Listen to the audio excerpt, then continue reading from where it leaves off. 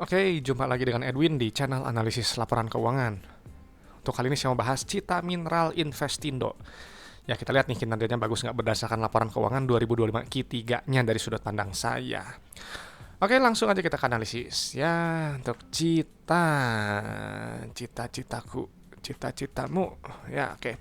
Ini satuannya rupiah ya, jadi kita ubah dulu. Oke, ini perusahaan yang bergerak di logam mineral, bisnisnya aluminium ya, barang baku.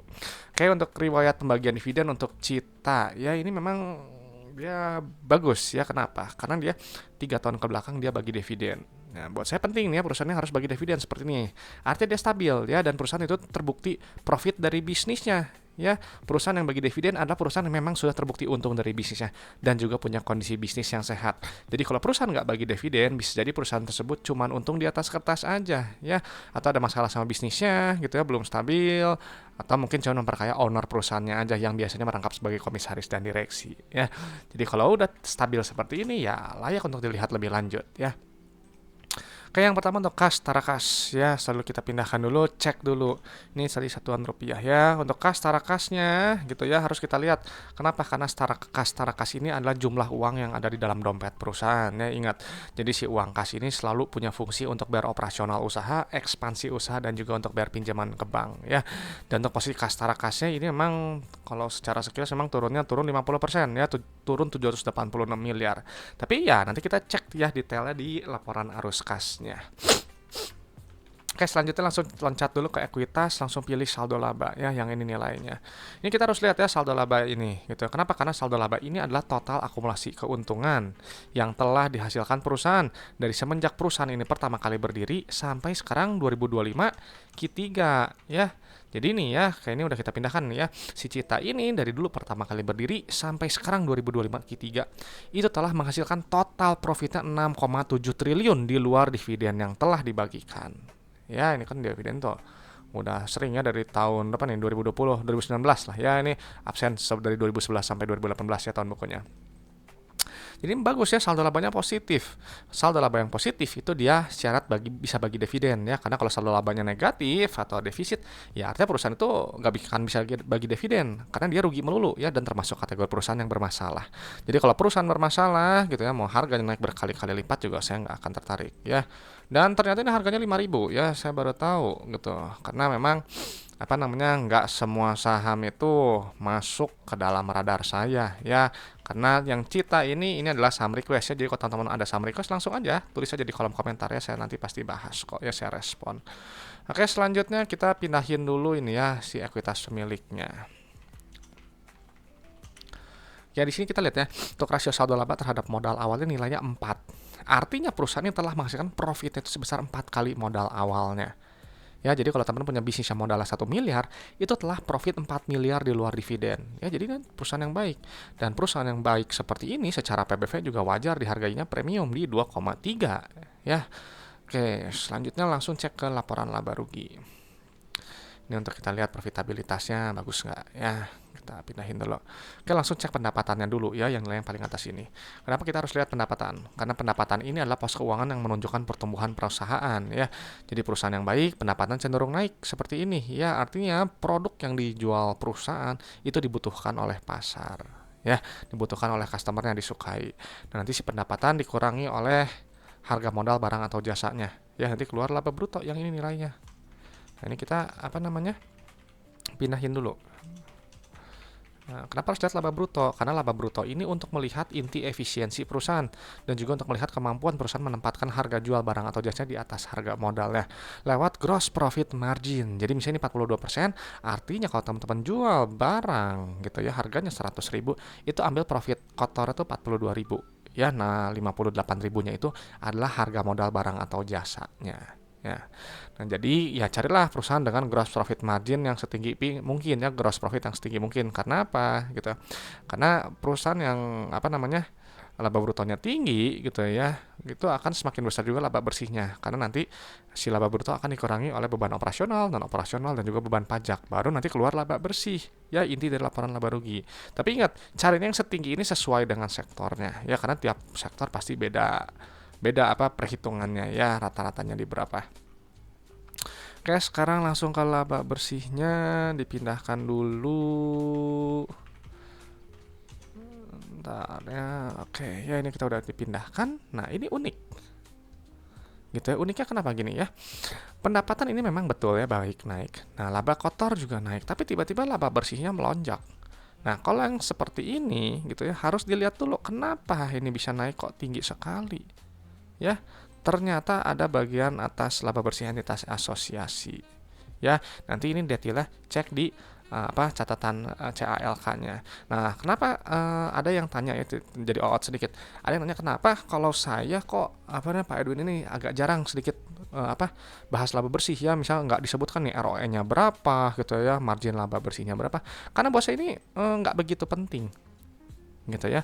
Karena yang terpenting itu buat saya sih ini pendapatan laba bruto. Laba bersih itu cuman bonus gitu ya. Bonusnya dalam artian gini, kadang ada kalanya kayak gini, dia naik melonjak tiba-tiba. Ya kalau melonjak tiba-tiba sepertinya berarti bisnisnya ini ya nggak organik gitu ya, pertumbuhan nggak organik gitu. Makanya kenapa sebenarnya memang harusnya ada laba usaha ya. Kalau ini kan jadi ini jadinya ada tambahan gitu ya, keuntungan lain-lain gitu. Jadi kurang nyata gitu, cuman nggak masalah sih gitu ya. Cuman yang terpenting ya, makanya kalau saya sih lihat dari gross profitnya udah sampai sini aja, laba bersih yang penting positif gitu ya. Oke ya, sekilas saja itu. Nah, ini kita lihatnya untuk rasio PER-nya gitu ya, ini di 7,3 ya. Jadi sebenarnya udah cukup murah ya secara PER di bawah 15, di bawah 10 gitu. Cuman kembali lagi ini harus dikoreksi dulu gitu ya. Kalau misalnya dihitung ininya nggak ada gitu ya, misalnya ini dihapus, berarti kan laba bersihnya kan perhitungannya berbeda ya gitu. Jadi boleh dilakukan koreksi kalau mau. Oke, selanjutnya kita langsung cek ke laporan arus kasnya ya. Untuk laporan arus kas ini selalu cek untuk penerimaan kas dulu ya. Kenapa harus lihat penerimaan kas? Karena si penerimaan kas ini dia menghitung jumlah uang yang customer bayar ke perusahaan. Berbeda dengan pendapatan ya. Kalau pendapatan dia itu sifatnya akrual, hanya dicatat di atas kertas aja ya, diakui aja gitu, tapi nggak memperhitungkan uang yang masuk gitu ya ke rekening perusahaan gitu. Ingat, penerimaan kas ini harus tinggi ya, rasionya harus tinggi seperti ini ya. Karena tadi si uang kas punya fungsi untuk bayar operasional, ekspansi, dan juga untuk bayar pinjaman ke bank. Dan jadi kalau misalnya ini 95% nih, artinya kalau teman-teman jual barang 100 juta gitu ya, customer tuh bayar 95 juta. Nah, 5 juta sisanya itu berubah jadi piutang yang harus nanti ditagih perusahaan ya. Jadi jangan sampai piutang itu nggak tertagih gitu. Nah, jadi dia bilang si pendapatannya 2 triliun gitu ya, terus penerimaan kasnya 1,9 triliun, digunakan untuk bayar operasional dulu nih, bayar supplier, karyawan, operasional lah ya. Nanti keluar net CFO yang ini nilainya. Nah, ini untuk net CFO wajib nilainya positif ya. Kenapa positif? Karena kalau dia positif artinya bisnis itu menghasilkan uang tunai nyata ya, nggak cuma habis untuk bayar operasional ya. Buat apa teman-teman punya bisnis yang uangnya habis hanya untuk bayar operasional? Artinya sih nggak menghasilkan apa-apa ya. Kan mau nikmati apa, kasnya nggak ada gitu ya. Jadi ini bagus, positif gitu ya. Dan ini bagusnya ada kenaikannya yang lumayan nih gitu ya, net CFO nya.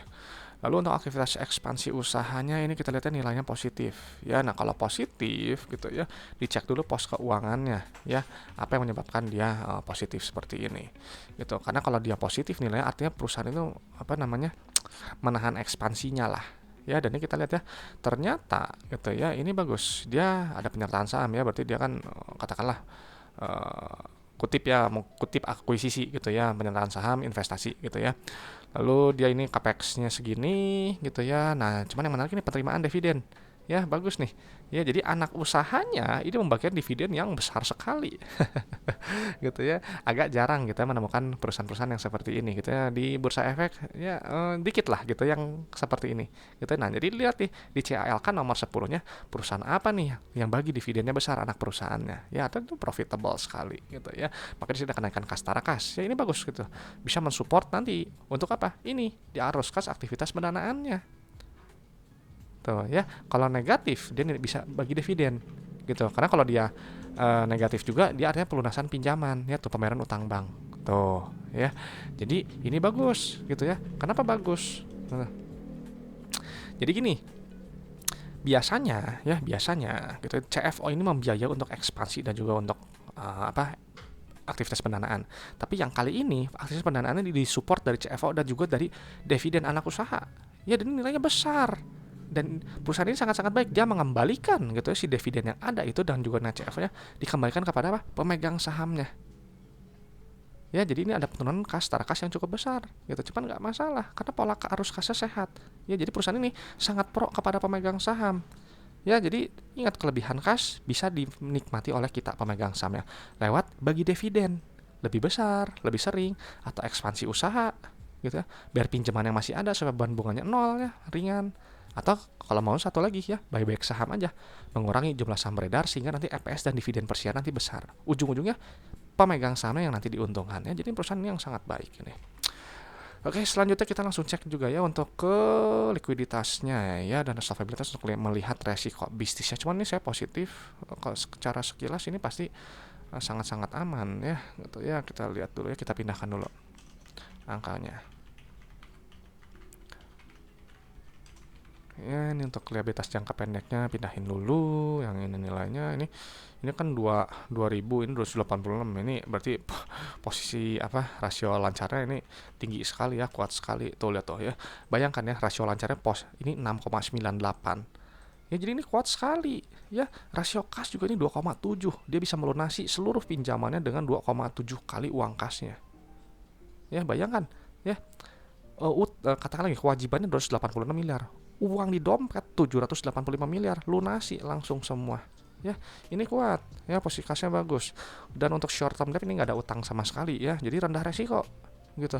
Lalu untuk jangka panjang ya, lihat dulu DR-nya. Ini DR-nya juga kecil ya. Gitu ya, kita liatin dulu. Oke ya. Ini lihat nih ya.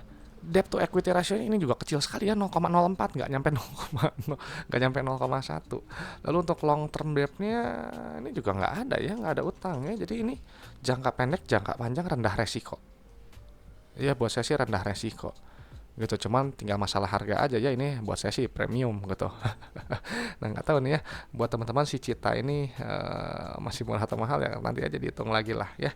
Jadi setelah saya pindahkan data-datanya, si Cita ini memang perusahaan yang baik ya, karena dia 3 tahun ke belakang bagi dividennya, artinya bisnisnya nyata menghasilkan uang tunai, ada nilai tambah untuk pemegang sahamnya, saldo labanya positif, telah profit 4 kali modal awalnya ya.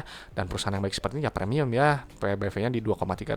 Namun untuk PER ini harus dilakukan penyesuaian ya supaya lebih akurat gitu. Cuma segini juga masih relatif murah sih ya, di 7,3 kalau kita belum melakukan penyesuaian gitu.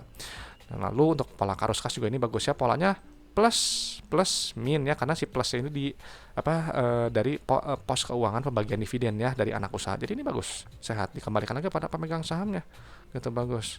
Dan juga untuk likuiditas, solvabilitas ini rendah resiko ya bisnisnya, karena ya utangnya nol, terus juga posisi kasnya kuat, nggak ada utang bank ya. Oke, itu aja mungkin pendapat saya untuk Cita gitu ya. Coba sharingkan pendapatnya ya teman-teman tentang si Cita ini. Tapi ingat ya teman-teman, harus tahu kalau analisis laporan keuangan ini hanyalah sebagian kecil fundamental ya, hanya menilai kerja masa lalu sampai 2025 Q3. Jadi untuk Q4 sekarang berjalan, tahun depan gimana, tahun ini gimana gitu ya. Nah, itu silahkan ya teman-teman proyeksikan sendiri apakah masih bagus atau enggak ya. Dan ya itulah, kalau teman-teman ada pertanyaan, ada request, langsung aja tulis di kolom komentar ya supaya saya respon. Dan sekali lagi jangan lupa ya, saya di sini hanya bahas kinerja berdasarkan laporan keuangan yang ada ya 2025 Q3. Jadi untuk masalah tadi valuasi, kembali lagi ya teman-teman yang menilai masih murah atau mahal. Kalau untuk masalah harga besok naik atau turun, nah itu jangan tanya saya ya, karena saya selalu kembalikan saja ke market ya, terserah market dia mau menghargai berapa nih si Cita ini ya. Oke teman-teman, itu aja ya. Terima kasih sudah menyimak. Semoga sharing dari saya ini bisa bermanfaat dan juga bisa memperkaya pandangan teman-teman dalam menilai suatu perusahaan ya. Saya Edwin dari channel analisis laporan keuangan. Sampai jumpa di video-video berikutnya.